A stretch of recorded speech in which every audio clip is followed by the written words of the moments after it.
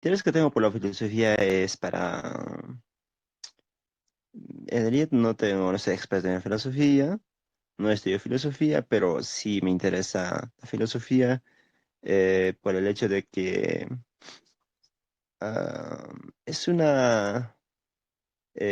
yo creo que debe ser mm, un estilo de vida en donde cada persona debemos tener en cuenta, eh, porque hay muchas cosas, muchas sabidurías en la filosofía que no lo aplicamos y a veces está la sociedad como está en tiempos actuales, ¿no? Yo creo que esa es la parte fundamental por la que me interesa más la filosofía, a tal punto de que podamos hacer de que nuestra existencia sea de una manera más, no sé, más diferente, con algo de sabiduría, y así, ¿no? Porque en ese tiempo son tiempos cortos, tiempos pasajeros, entonces, saber a qué vinimos, qué hacemos, y cuando sabes eso, vives la vida de la mejor manera, ¿no? Gracias. Gracias. Esta sabiduría innata que nace el hombre, ¿no? Como ocurrió hace 2000 años, los filósofos preguntándose el porqué de las cosas, pasa lo mismo en sociedades modernas donde las ciudades, el tumulto, el mercado, todo se vuelve tan complejo que también el hombre se pregunta el para qué. Gracias, Roosmel. Y hoy vamos a entrar a una introducción al estoicismo. Esta escuela filosófica se originó en Grecia, pero se desarrolló en el Imperio Romano. Es fundada por Zenón de Sitio en el siglo III antes de Cristo, y esta filosofía se centra en la búsqueda de la virtud y la sabiduría como medios para alcanzar una vida tranquila y equilibrada. Los estoicos, como se les conoce, creen que en la paz interior, ¿no? Y esta se logra a través del control de emociones y aceptación de eventos externos que no podemos controlar, ¿no? Hay eventos en la vida que no podemos controlar y que estos tienen que suceder y no nos tienen que afectar. Y esta forma de vida, ¿no? Rusmel habló de esta forma de vida de existencia, se daría con este enfoque estoico y que se ha popularizado hoy en día. ¿Qué opinas entonces? ¿Qué opinan de esta filosofía? ¿Es, es buena o qué puntos débiles tiene esta filosofía? El de controlar nuestras emociones y aceptar los eventos externos que no podemos controlar. Sí, efectivamente, Rodrigo, yo he podido leer y escuchar podcast también. Indica de que en el estoicismo cuentan dos elementos fundamentales, uno que son las emociones constructivas y las emociones destructivas. Ellos gran parte de su vida se enfocan al construir emociones buenas, positivas, que les ayude a llevar una vida saludable, mientras un poco ellos minimizan las emociones destructivas, tratan de tomar en cuenta lo menos posible porque si tomaran tanta importancia, no ayudaría a que lleven una vida saludable. Ahora, también resaltan muchísimo el hecho de poder controlar las emociones. Es increíble cómo ellos ya fundamentaban eso, el hecho de controlar las emociones ayudan a que llevemos vida saludable porque en esos momentos tan quizá impulsivos, uno puede cometer lo que sea, ¿no? En un segundo y luego ya no hay solución. Por eso es que ellos fomentaban tanto el autocontrol. Y a raíz de eso, inclusive hasta el día de hoy, siguen aplicando como una técnica para terapias conductuales. Esa ha sido la raíz para que hasta el día de hoy sigan tomando en cuenta esta técnica muchos profesionales de psicología, ¿no? Profesionales especialistas relacionados con la mente. Asimismo, lo que he podido aprender es que pregunta constante de un ser humano para llevar de manera óptima su sentido de vida, ¿no? Escuchaba un especialista que comentan, un ser humano llega a los 40 años, empieza a cuestionarse muchas cosas, ¿no? Que quizá no lo hacía a sus 30, 35 años, pero a los 40 años empiezan a hacer mil preguntas. Y justo esas etapas pueden suceder varios acontecimientos, como si han tenido hijos, los hijos se van a independizarse, si estaban casados empiezan a divorciarse, y si los padres se van más allá y uno dice, mira, los hijos se van, mis padres fallecieron y yo quedo con mi esposa y no estoy realmente viviendo la vida, me queda tanta edad, los 40 años ya me las he consumido. ¿Cuántos años me queda? Y si fuese mi último día de existencia, ¿realmente estaría satisfecho de lo que hice? ¿Realmente me sentiría tan feliz de lo que hice? No, esas preguntas surgían con el estoicismo. em, y comentaba algo bastante sabio de que la riqueza, si perseguimos la riqueza, estaríamos en mal camino, ¿no? Desde la perspectiva estoica, debido a que las personas en sus últimos días, no enfermos o por algún motivo, empiezan a pensar justo ese día porque saben, ¿no? Que les queda horas de vida o días de vida y solamente se ponen a pensar, mmm, ¿cómo fui con mi familia? ¿Qué tipo de relación amorosa tuve? ¿Quiénes fueron mis amigos? Son los principales pensamientos, más no se ponen a pensar en la riqueza, en los seguidores, si han sido famosos, etcétera. Entonces, desde la perspectiva estoica, nos invita a que tomemos en cuenta, ¿no? Esos aspectos como la familia, la amistad, las relaciones y no solo estemos detrás del dinero o de volvernos famosos. Sí que es muy importante para los estoicos el desarrollo de la virtud y no depende la felicidad de los extremos, ¿no? Como la riqueza o el poder, sino de la práctica de la virtud y el desarrollo de una vida virtuosa y racional.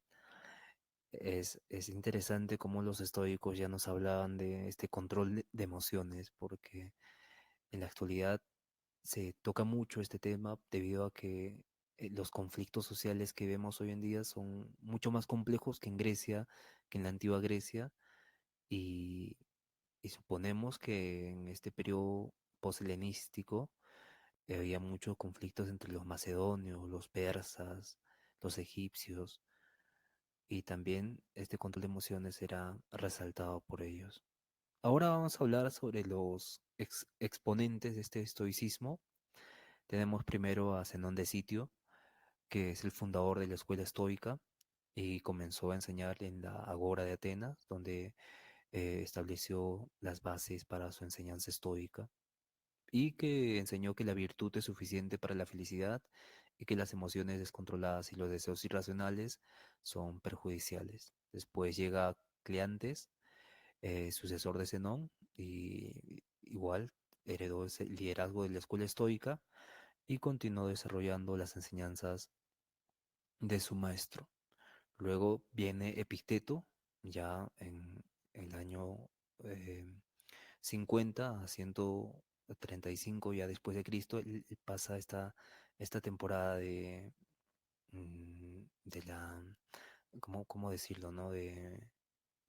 Está entre el medio, entre el cristianismo, ya está naciendo el cristianismo, y Epicteto también ya está dando esas enseñanzas en Roma, y se centraba en la práctica diaria del estoicismo y la aplicación de sus principios cotidianos a la vida cotidiana en este conflicto entre el surgimiento del cristianismo y los romanos, y cómo estos cristianos eran perseguidos por los romanos, ¿no? Y los apóstoles ahí podemos ver que también llegaron a Grecia los apóstoles, y había mucho sincretismo en el conocimiento.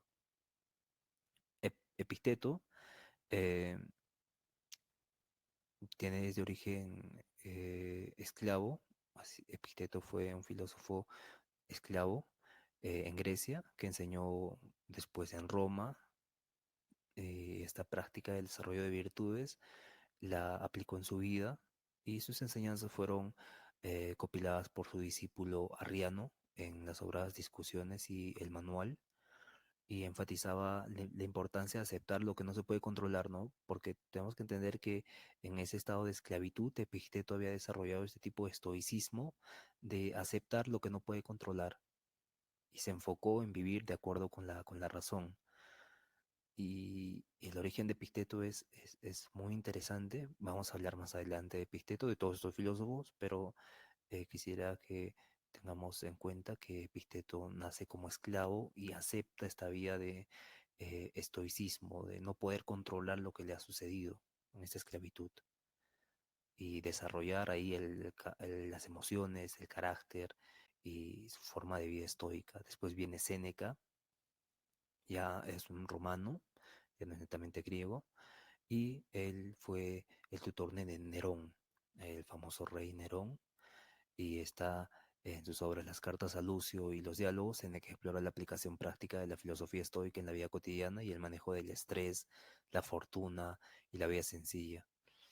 El problema siempre de la fortuna es que te lleva a la perdición, ¿no? Y si no sabemos controlar la fortuna, eh, podemos caer en vicios, podemos caer en malos hábitos y demás, porque el dinero, aparte de ser una herramienta valiosa para conocer más el mundo, pues una herramienta para destruirse uno mismo. Y esto los romanos tenían en cuenta, ¿no? Porque eran el imperio que cobraba impuestos de todo Occidente, de todo Medio Oriente también. Entonces, ha sido muy importante. Marco Aurelio, como último estoico, fue el más conocido y es el más tocado en estos días, ¿no? Marco Aurelio, como el famoso en sus meditaciones, en sus meditaciones, es una serie de reflexiones sobre la vida estoica y la autocomprensión. En este libro, Marco Aurelio reflexiona sobre cómo aplicar los principios estoicos en la vida de un líder y la vida diaria. Sus escritos revelan un profundo compromiso con la autodisciplina y la racionalidad. Esta autodisciplina que hoy en día también se toca mucho en ámbito de desarrollo personal, ¿no? Controlarte, disciplinarte para el éxito financiero, profesional y muchas cosas relacionadas al éxito personal. ¿Qué opinan sobre estos filósofos que han sido muy importantes en su tiempo y que actualmente también tienen relevancia hoy en día?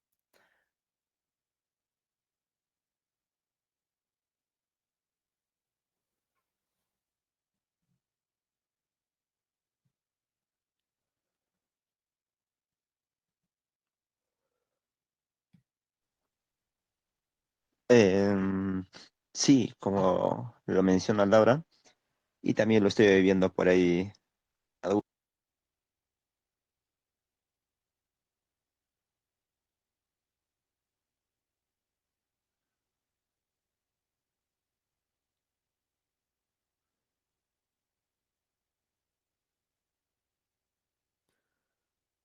Sí, este estoicismo ha influido en muchas corrientes filosóficas posteriores, e incluso en la psicología moderna, como te mencionó Laura, ¿no?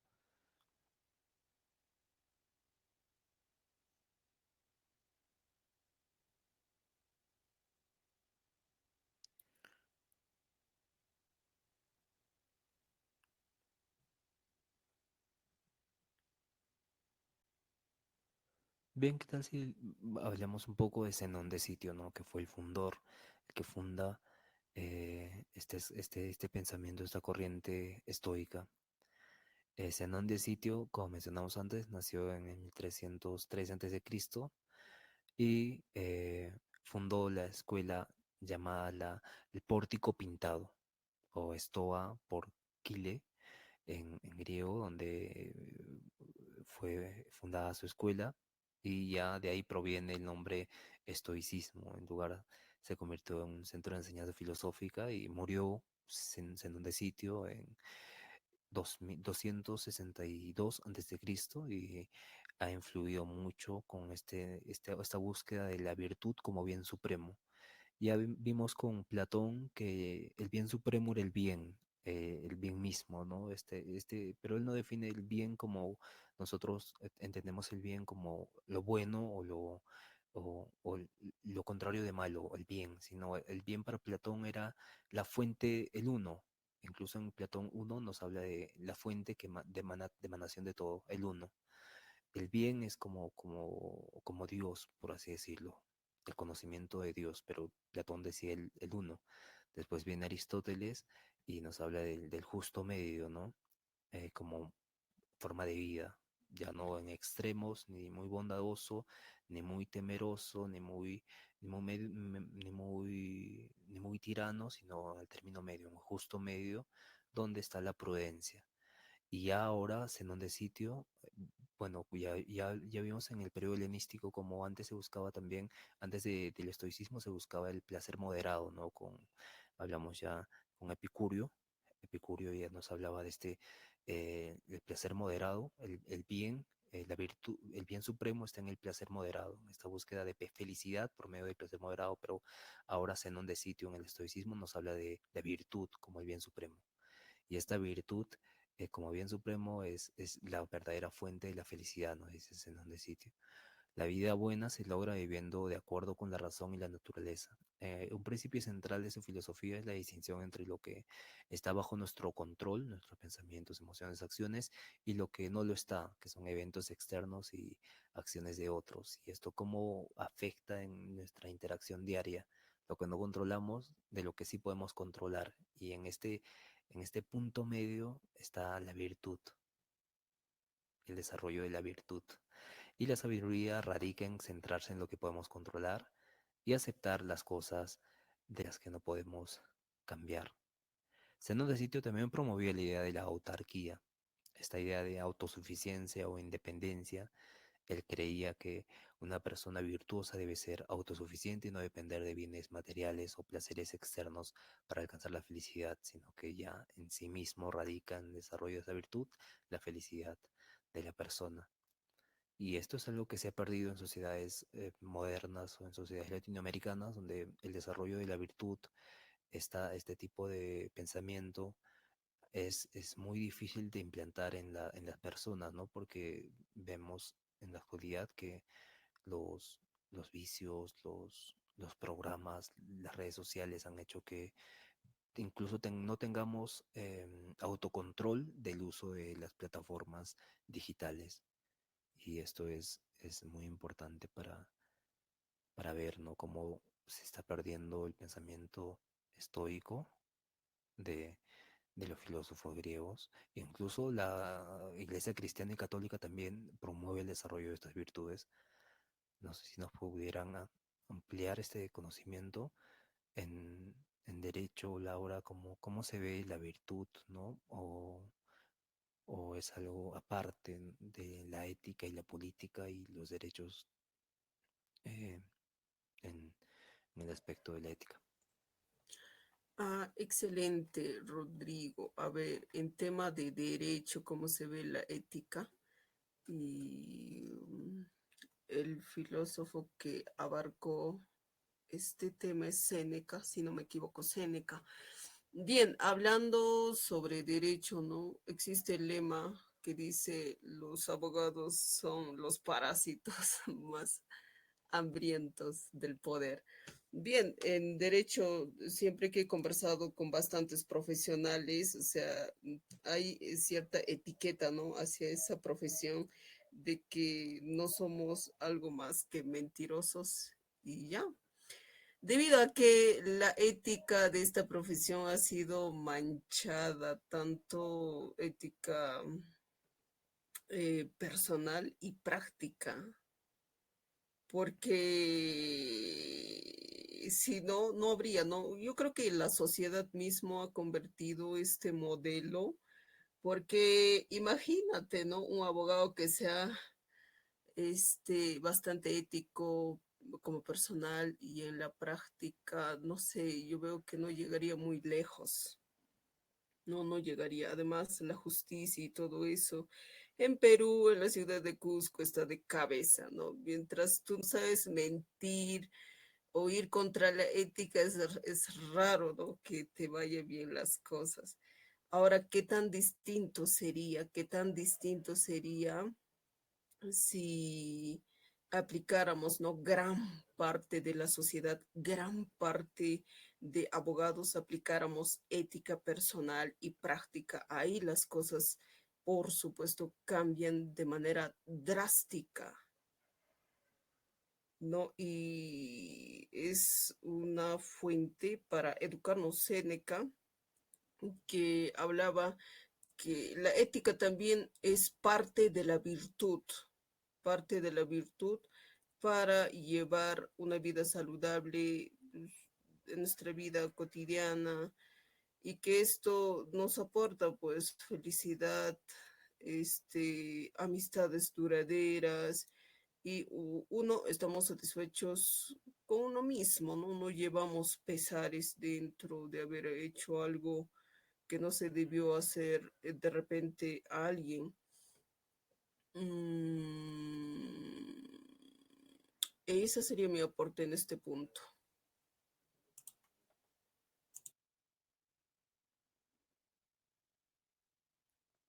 Rosemary, ¿alguna reflexión sobre este punto?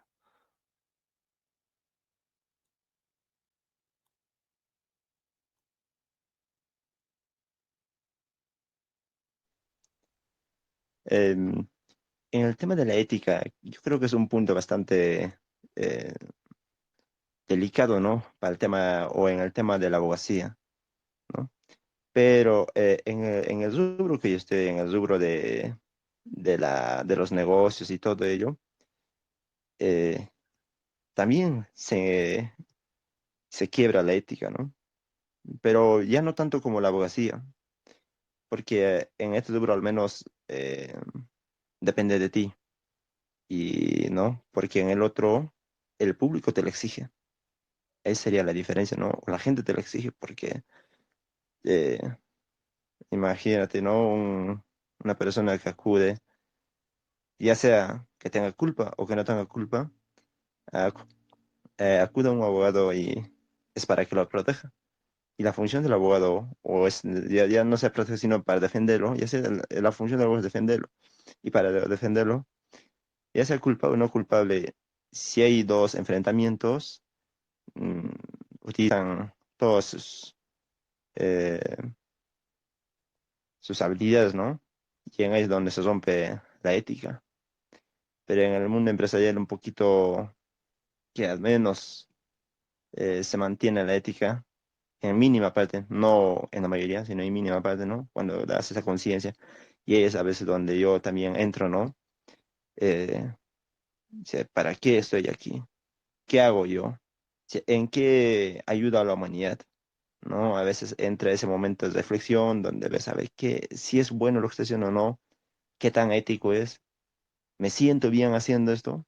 ¿No? Son serie de preguntas que entran, ¿no? Ahí es donde también entra la ética y te dice que si es correcto o no es correcto.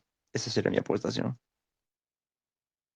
Sí, dijiste algo muy interesante, ¿no? Porque en la abogacía ya se da por hecho que hay que ganar un juicio, pero en la vida empresarial, en la vida pública, hay como este tipo de exigencia autoinfligida de la confiabilidad, ¿no? De la persona.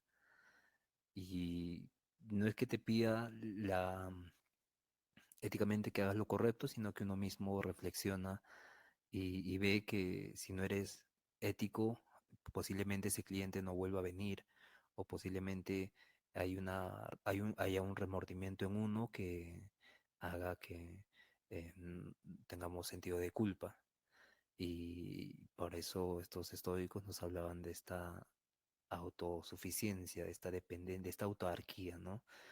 Porque si nos podemos a pensar también, podemos decir que la mentira es algo, eh, es como un tipo de salir de esa situación rápidamente, es como de escapar de esa realidad, ¿no? Siempre dije que este tipo de defecto es eh, alterar la realidad. Y cuando se altera la realidad, no hay una armonía, ¿no? que sucede en ella. Y esto hace que nos sintamos culpables, que nos sintamos mal con nosotros mismos y que esto se convierta en una forma de vida que nos lleve a ser más tiránicos, ¿no? Menos éticos.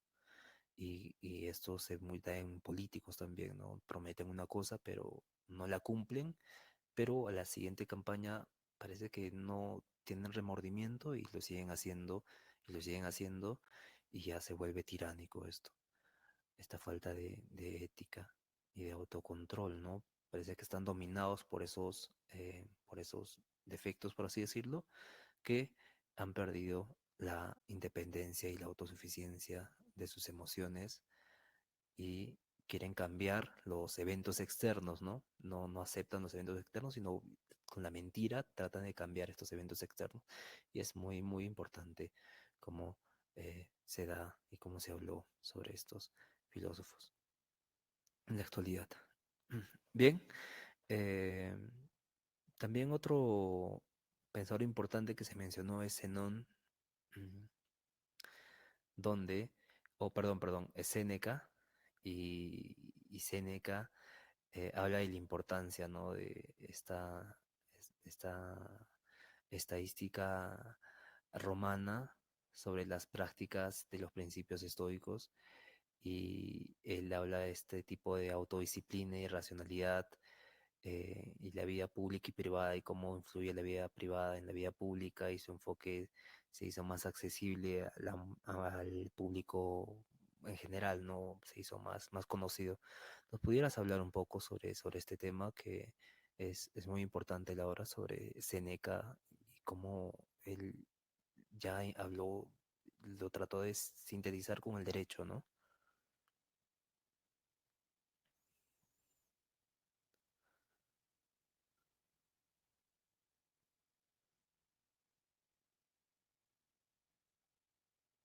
Ay, perdón, ya.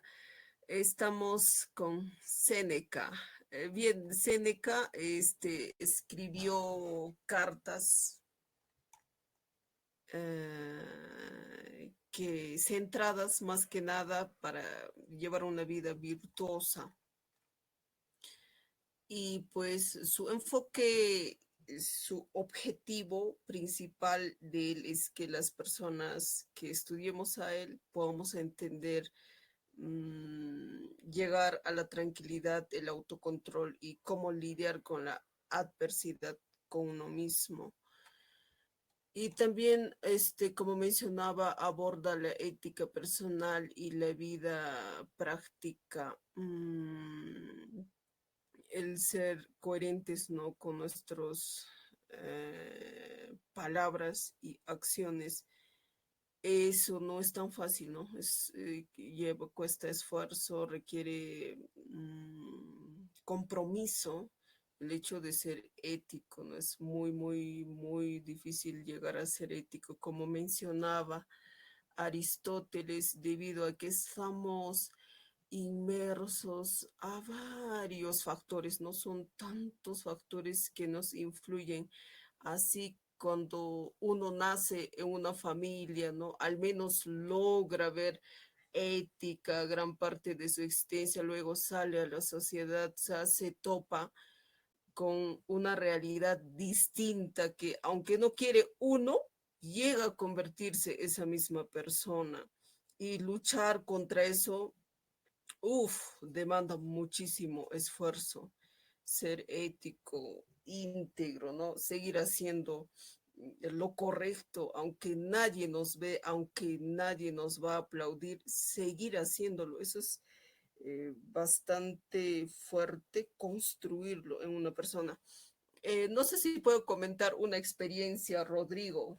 Claro, claro, puede Ya, comentar. voy a compartir una experiencia. Esto justo cuando me puse a averiguar sobre el estoicismo, me llegó como a una herida, honestamente, porque yo hasta los 17 años, no es exageración, no es algo de alabarme, pero vivía una vida tan plena que no me preocupaba de nada, que no tenía odio, rencor a nadie.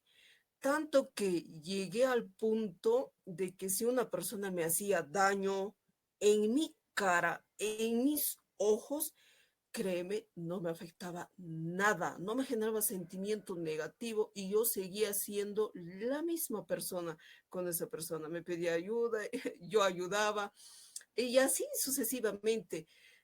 Seguía siendo hasta los 19 años. A partir de los 19 años, no antes, de hecho, yo conversaba, no sé si es el destino, pero de todas maneras siempre me he rodeado de amigos mayores de edad que a mí y me decían, tú eres bastante noble, ingenua. Ay, ay, estás en tu mundo tan chiquita. A ver, sal a este mundo, ahí vas a ver qué es la vida real. Porque aparte de detestar tanto la mentira, ¿no? Hablando desde mi mundo pequeña, o sea, persona que me mentía, era persona extraída de mi vida prácticamente y eso era un error, ¿no?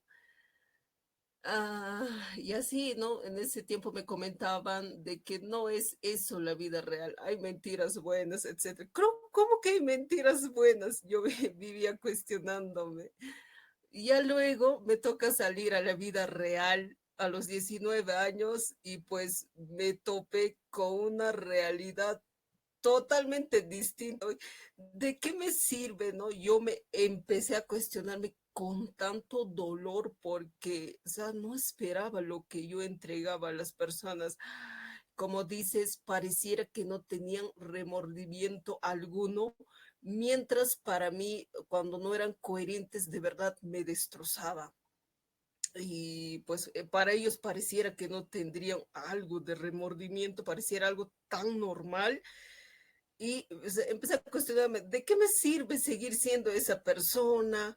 O sea, ¿qué gano yo seguir siendo esa persona? Y cuando soy así, inclusive ni siquiera logro cosechar lo que ellos están cosechando y ellos con actitudes tan falsas y o sea, simples logran lo que quieren.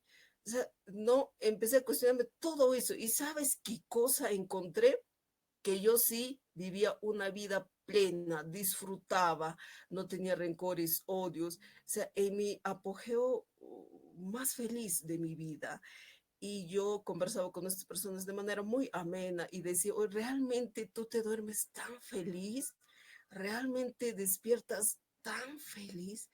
Y en muchas ocasiones me indicaron que no. O sea, ahí estaba la diferencia y eso es lo que recordé cuando empecé a estudiar estoicismo.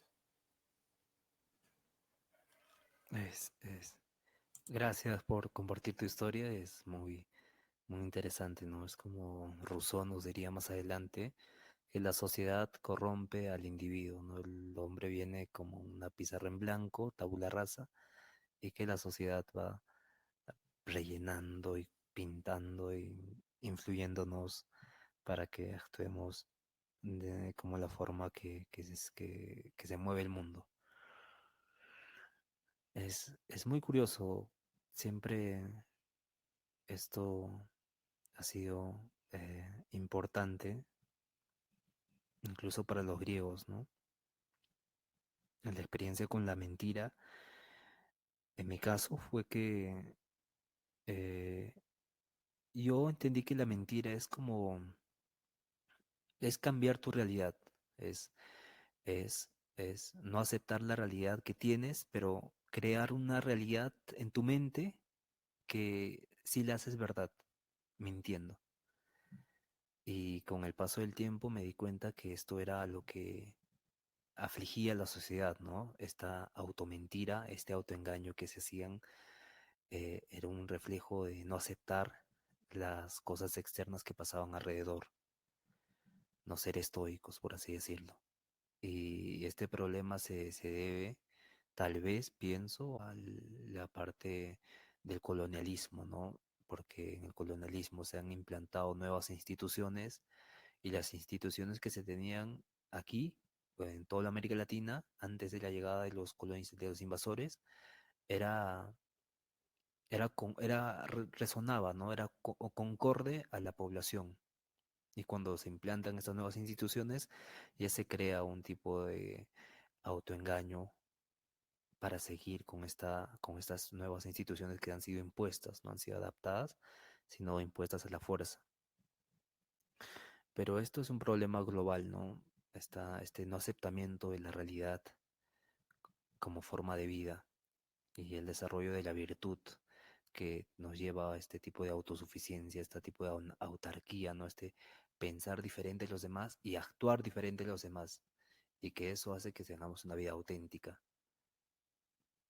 Y esto se da con el desarrollo de las virtudes, como lo diría Marco Aurelio, Epicteto, Séneca y todos estos filósofos eh, pre, romanos y por romanos también, en el periodo que se da el surgimiento de la Roma. ¿Qué podríamos hablar ahora del impacto que ha tenido esta? Tal vez Roosevelt nos quiera contar su experiencia con el desarrollo de las virtudes o una experiencia similar. Sería muy interesante escuchar, compartir.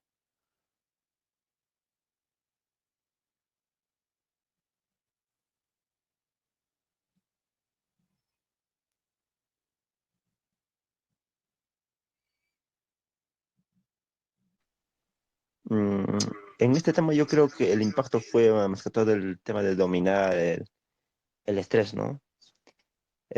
Porque es uno de los temas que en arte está abordándose bastante y también se siente, y al menos yo también lo siento, ¿no? El estrés es con las actividades que tengo y todo ello, el estrés es muy fuerte, ¿no? Muy fuerte que te agobia y internamente, ¿no? Eh, Ese es el punto principal. El estrés es clave, ¿no? Por eso los estoicos decían que este control emocional era importante. Y, wow, sí, es un tema que no hemos tocado a profundidad, que en psicología se toca mucho este problema del estrés, la psicología moderna, que hace que volvamos a la literatura griega para poder ampliar más el conocimiento de una vida buena. Em, También sería bueno que hablemos de la autonomía moral, ¿no? Porque la virtud se relaciona estrechamente con la autonomía moral y la capacidad de actuar de acuerdo a los principios racionales de uno mismo, independientemente de las circunstancias externas. Pero en la sociedad actual se ve, como mencionó Laura, que a veces somos inducidos a mentir, a tomar alcohol, a salir a fiestas por presión social. Y esa presión social hace que no tengamos esta autonomía moral. ¿Y por qué no hemos tenido esta autonomía moral? Porque no hemos desarrollado las virtudes, como nos diría Séneca. Entonces los estoicos creen que al desarrollar la virtud, uno alcanza una independencia y una autosuficiencia que permite una verdadera paz interior. Y esto se debería hacer en los colegios, ¿verdad? En las escuelas, que los niños tengan esta autonomía moral y que los maestros no sean muy autoritarios, aunque estén errados, transmiten sus ideas y sus inseguridades a los alumnos y estos no crean una confianza en ellos mismos y el desarrollo de la virtud, que es muy importante para la educación. Otro tema importante es, para los estoicos, la virtud no solo es el camino hacia la felicidad, sino también actúa como escudo contra adversidades y sufrimientos, permitiendo a las personas mantener su bienestar incluso en situaciones difíciles. El desarrollo de la virtud como el coraje o la valentía hace que en momentos difíciles ya no sea algo fluctuo esta valentía, sino sea una forma de vida y afrontar con esa valentía, con esa forma de vida cotidiana, las cosas que suceden día tras día, por más situaciones extremas que vengan. Actuar siempre valiente, pero ya no como em, como algo añadido, sino como algo que ha nacido de la persona misma, algo que se ha hecho como su carácter, su propia semilla ha crecido y se ha vuelto el árbol en sí mismo. Es muy, muy interesante este control interno y la virtud en los estoicos. Bien, eh, otro tema que muy interesante es que cómo aceptamos nosotros lo que no podemos controlar. Laura, tal vez nos podrías explicar cómo aceptamos estas cosas que no podemos controlar. Eh, eh, Ujú. Un momentito, por favor, está pasando vuelo por mi casa. Ya, excelente. Bien, ¿cómo aceptar algo que no está en nuestras manos, no? Séneca menciona que el autocontrol funciona consigo mismo, ¿no? Nosotros mismos podemos controlar nuestros pensamientos y a través de ella podemos llegar al autocontrol, o sea, y solo nosotros, solo se puede consigo mismo. Ahora, plantea Séneca que si estamos rodeados de personas o vemos personas que no están haciendo nada bien, tenemos dos opciones. Uno, decirlo. Dos, soportarlo, porque decirlo, ¿no? También hay que estudiar a la persona para decirlo, porque si uno corrige, a veces toman para bien, a veces toman para mal. Entonces, saber a quién decírselo. Y otra opción es soportarlo, porque esta persona ya le indiqué, no entiende y es su manera, y por más que le hablemos tantas cosas, esta persona no va a entender, no va a comprender y va a seguir haciendo lo que hace siempre. Mm, Eso es lo que ha manifestado frente a esa Seneca y sí, comparto esta perspectiva.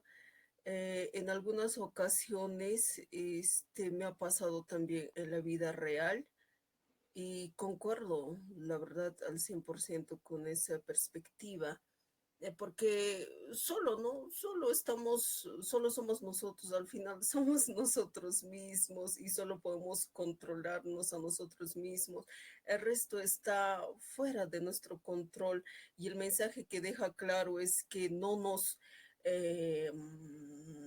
agobiemos, no dejar que esto, que algo no hemos podido controlar, nos afecte, ¿no? Cosa que sí pasa. Mira, he hablado con esta persona, no me ha entendido.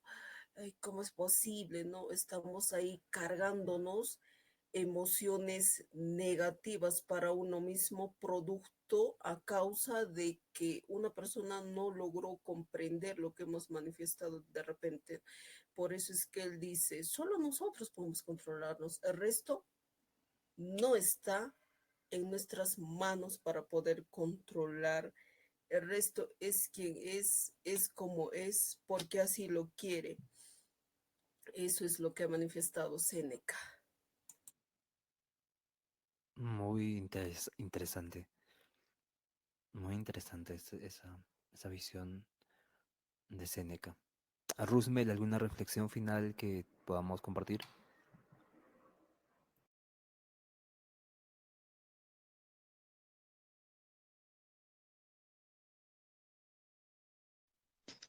Sobre este tema es saber la principal, o el principal objetivo es controlar o cómo tú lo tomas, cómo lo recibes, aquello que tú no lo planificaste a que te llegara o a que sucediera, ¿no? Porque las cosas pueden pasar, no sé, ahorita puede pasar un temblor, no sé, lo que sea, pero ahí va, ¿no? El tema de cómo tú lo tomas, cómo lo percibes cómo lo manejas. Mm, y cada ser humano lo puede manejar de distinta manera, ¿no? Tal vez uno puede ser por falta de conocimiento, algunos se puede desesperar, o tal vez es naturalidad de la persona misma, ¿no? De, el tema del comportamiento, y también creo que influye en ese tema ya, como uno, no sé, algunas personas cuando logra algo, no sé, lo festejan, se gritan, saltan, y algunos son tranquilos. También ahí va, creo, ese punto, ¿no?